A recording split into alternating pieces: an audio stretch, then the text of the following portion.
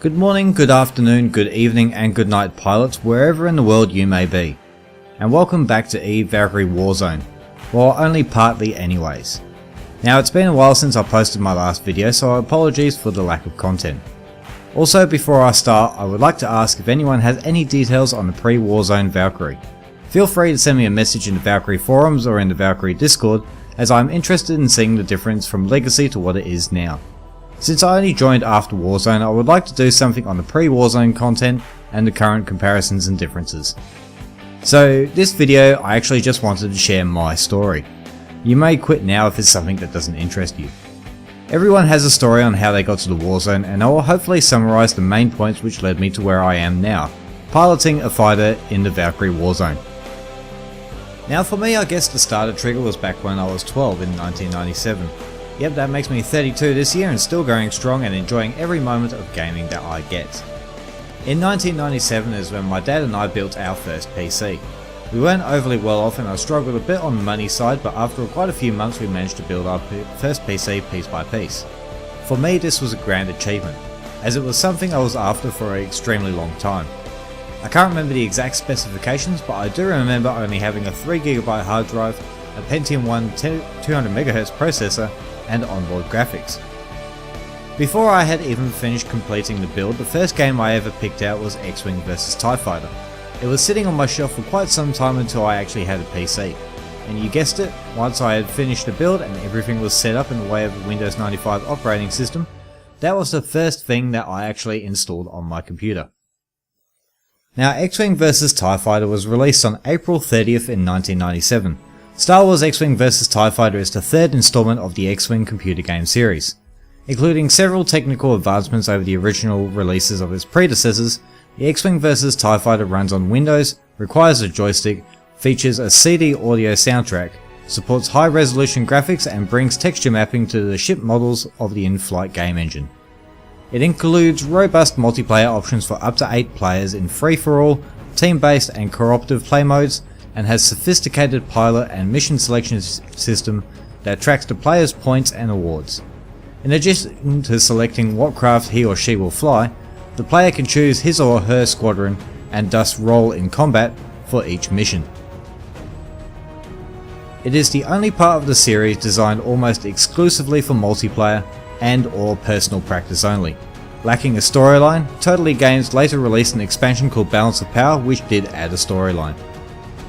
I installed it straight away. From memory it took forever. Then loaded it up and jumped straight in, armed with my Microsoft Sidewinder 3D Pro joystick and no experience behind me in fighter games. I had a barrel of fun playing day in, day out, going through the campaign missions, tournaments and also custom matches that you could make with the AI. There was also multiplayer available for X-Wing vs TIE Fighter in the way of manually inputting someone's TCP IP address, but I never got into that much with X-Wing vs TIE. This was my go-to game. I spent months on this and was even playing it right up until XWing Alliance was released. Although in the midst I actually was playing a little bit of Rogue Squadron 3D as well. But next is where my story really starts. XWing Alliance released on February 28th in 1999. As I was still in school I didn't have the money myself to get this, but I had actually previously won a competition with the PC Power Play magazine in Australia for a copy of the newly released Grand Theft Auto 2.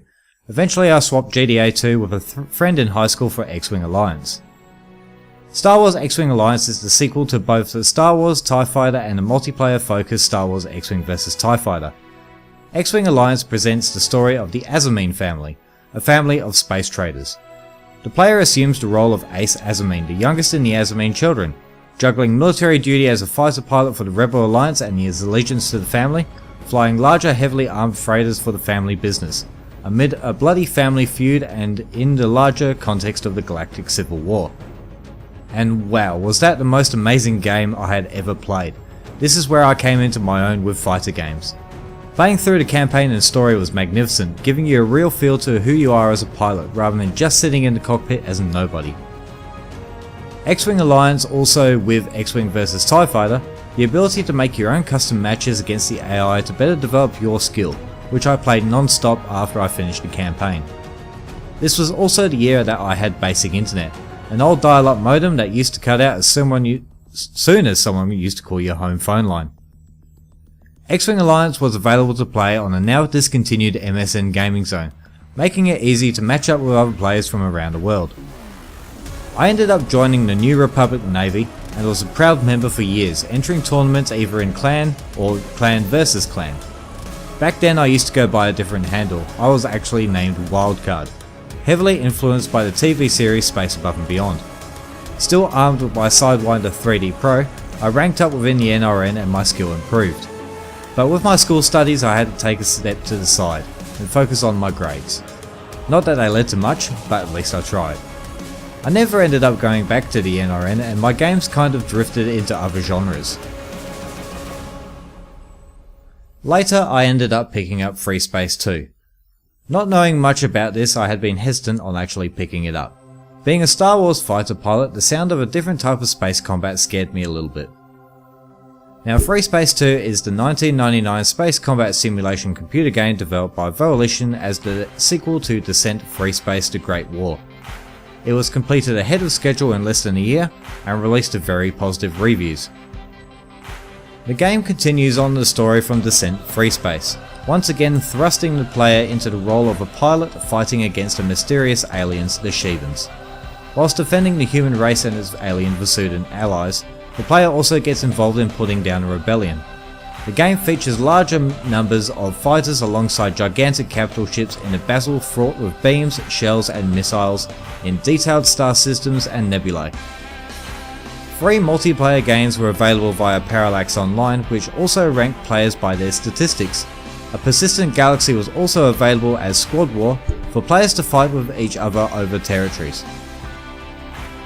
In 2002, Volition released the source code for the game engine under a non-commercial license. This code became the core of Free Space 2's source code project, which continuously improves it and enables new features. In cooperation with Free Space Upgrade Project, the game's graphics are kept up to date. The improved game engine is also used by various mod projects, for example the Babylon Project and Diaspora, which are based on the science fiction series Babylon 5 and Battlestar Galactica respectively. Now, a long story short, I loved it.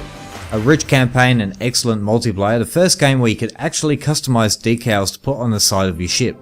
In my opinion, this was the last good dogfighting game that was made in the genre until very recently. There was also a massive modding scene for Free Space 2, adding different aspects to the game. One of which was the Babylon project, which I covered earlier. A total conversion which started out as just a mod, but after the source code was released it became its own game, its own story, and still able to be excellent multiplayer. The thing that drew me to it was also being able to design your own missions with its campaign editor called Fred 2. Anything from small fighter combat to large scale capital ship battles with fighter escorts. Now for me, that's where the genre really stopped.